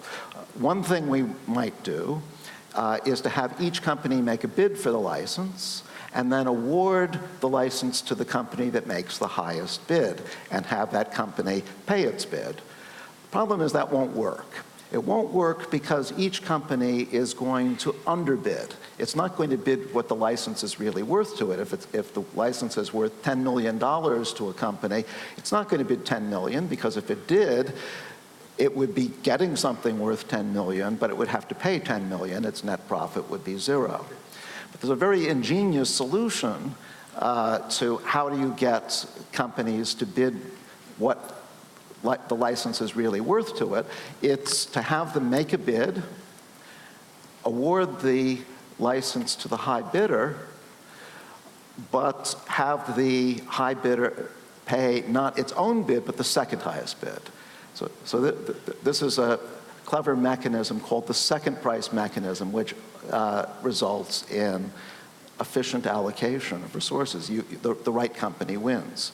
Now, we can extend this idea to many licenses. You can sell many licenses simultaneously to many companies, and this is where AI comes in. We can generalize the second price mechanism to many licenses by having a company now make a bid for each of the licenses, and now to try to assign the licenses in a way that maximizes the total value of the licenses being sold. So we have to add up each company's value and try to maximize that sum. The problem is that if we use the natural extension of the second price mechanism that I was describing a moment ago, it's actually very cumbersome, because companies have to bid on each license, and then the government actually has to compute which possible allocation maximizes the sum. If there are many companies and many licenses, that itself is an extremely cumbersome computational problem. And that's where AI comes in. Rather than using that procedure, what you can do is to use a price system. Start with prices that are very low. Have each company just bid on the license that maximizes its net value given those prices, and adjust prices so that the license which is most in demand has its price rise. This is using the idea of parallel processing from computer science, and it's actually the process that is used today for spectrum licenses. It's very nice wording, the process, parallel processing system, in terms of the real regulation systems, and also the computation, based on the computation, how the AI can contribute to the resource allocations and better pricing system for the benefit of consumers, or how you recognize these kind of parallel processing systems. So actually, I'd like to talk a little bit about the other direction. Sure. So the direction in which economics has been helpful to artificial intelligence. And it was mentioned earlier today that artificial intelligence started out as the attempt to emulate human intelligence. And you can see that in the Turing test, which talks about being able to distinguish between a machine and a human.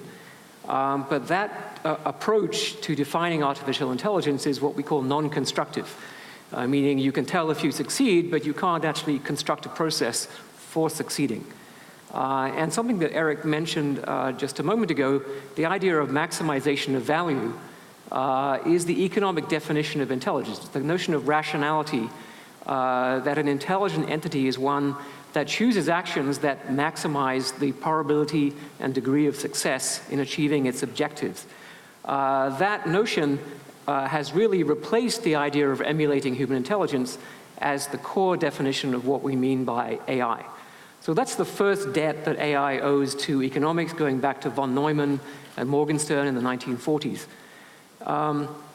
Another debt is in the area of game theory, which is a branch of economics that deals with decision-making when you have not one agent or decision-maker, but many agents.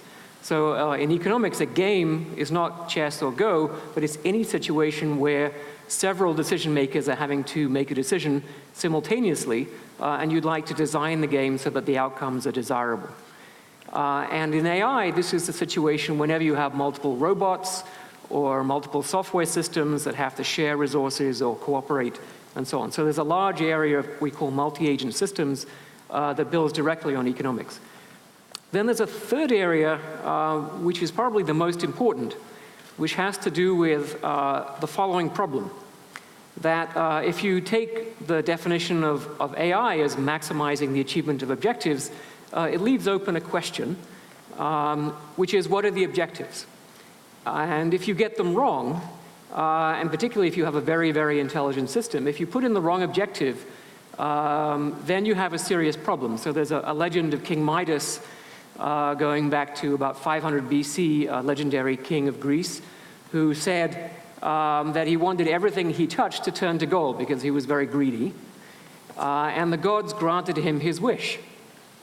And then his food turned to gold, his water turned to gold, his relatives turned to gold, and he was extremely unhappy, but it was an irreversible wish, and he died in misery and starvation. And that's the problem with the classical definition of AI, that you get exactly what you ask for when you build systems that maximize the achievement of objectives.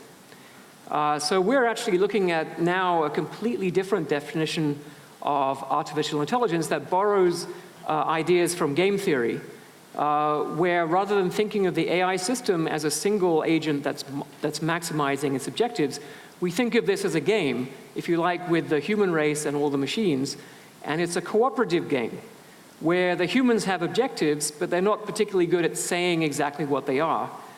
And the machine is designed so that it will optimize those objectives, but it doesn't know what they are. And in this game, the right things happen. So we're doing mechanism design. We're designing a game so that the behaviors we want, for example, the machine saying, should I do this? Is this a good idea? Or do you really mean everything should turn to gold? Right? That's what you want the machine to do. You don't want it to blindly carry out your instructions.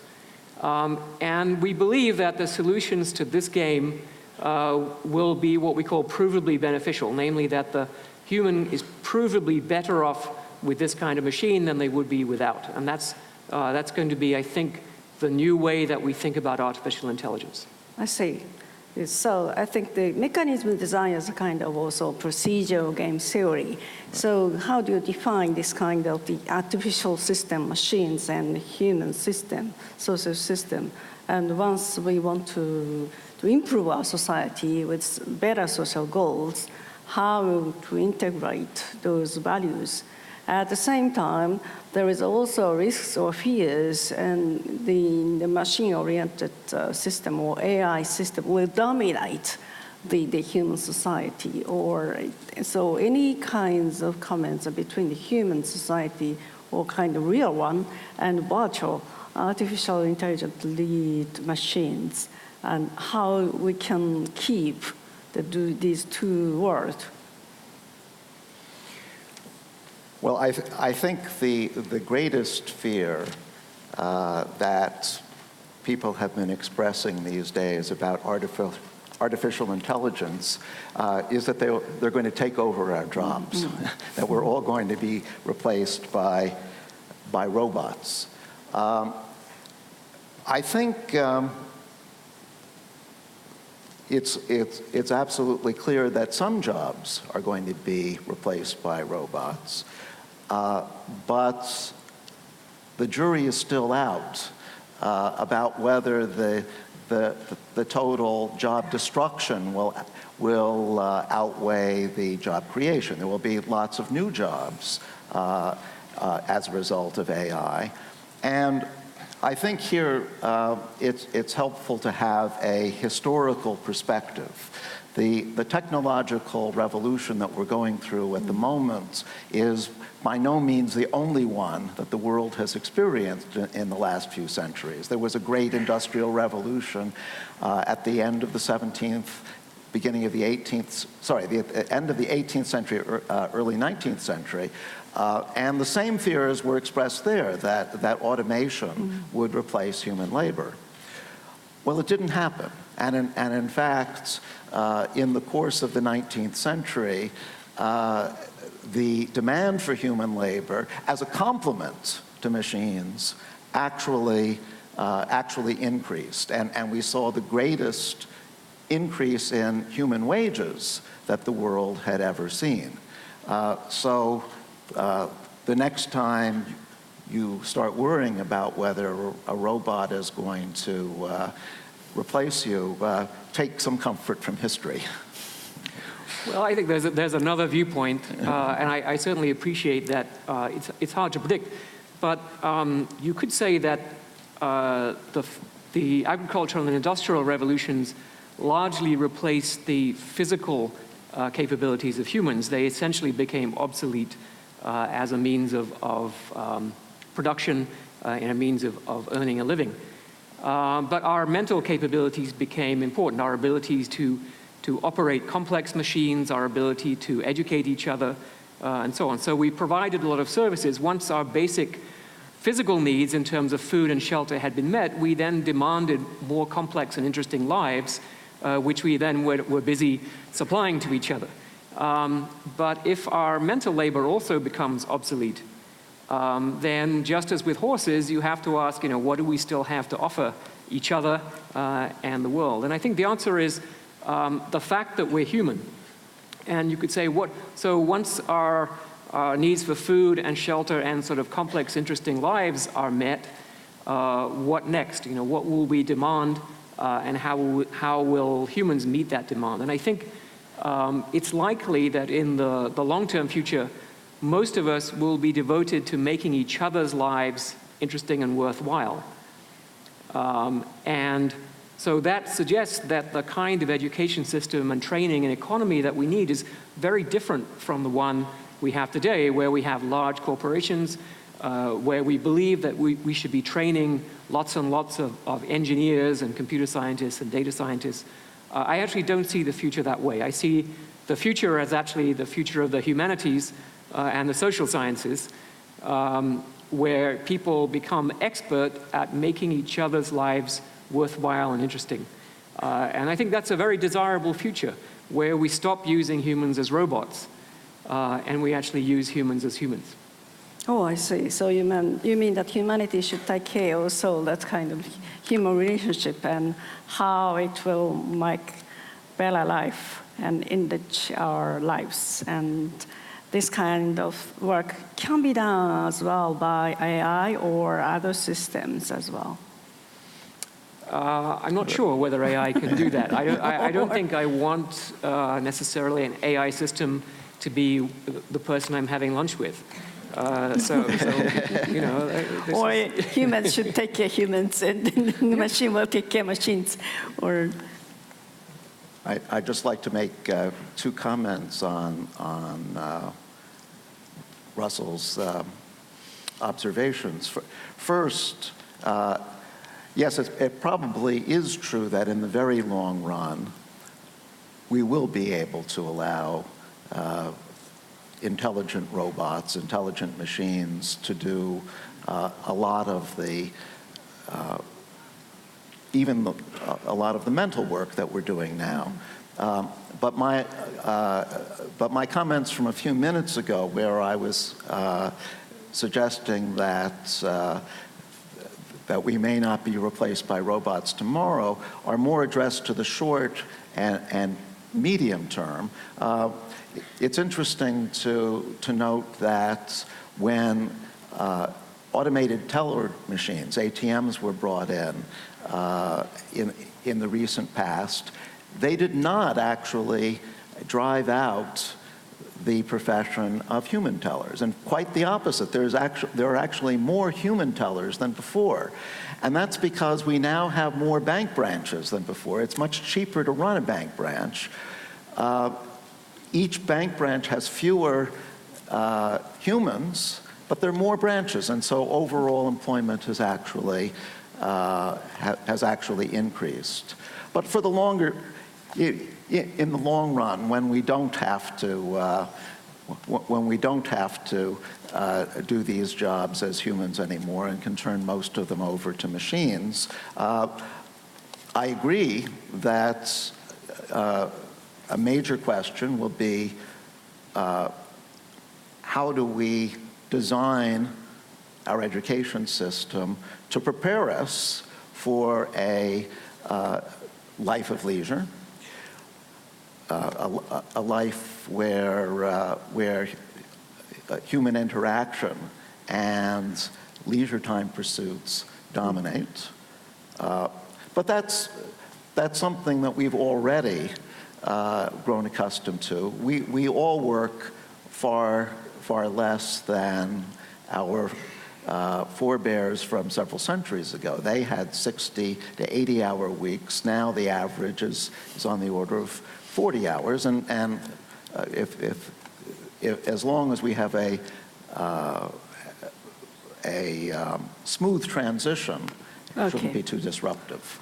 Right. I think it's a very interesting comments because as far as I understood, we have to imagine that the new industries, styles and forms and allocation resources according to the new definition of new industries might be based upon that benefits of AI. We should a bit change our mindset to adapt to that kind of new employment. I think that's the last comment. Yeah, I think we have to change our mindset a lot. I think there's a little bit of a lack of imagination right now.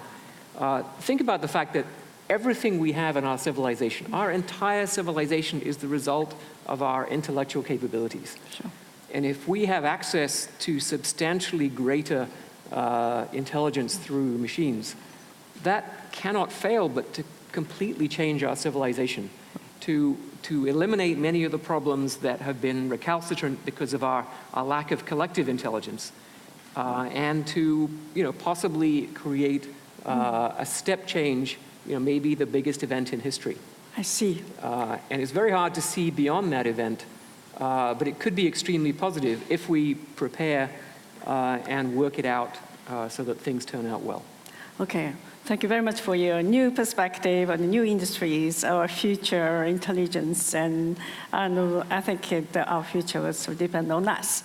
So we have to kick off the new thinking way.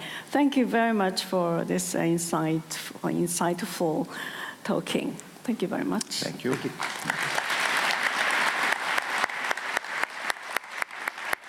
you so much. Thank you, Stuart. Thank you, Eric. Thank you. So one of the differences between human intelligence and machine intelligence is that human intelligence is often improved by coffee. Or at least it thinks it's improved by coffee. So now we have a coffee break, and Nobuko has details. Thank you, Adam. Yes, we have prepared beverages for you in the 5th floor lobby, so please enjoy. There you will also find exhibitions of our partner companies, so please visit these as well. The lectures will begin at 11:30 a.m. and we ask that you be back in this room by 11:25 a.m. Thank you.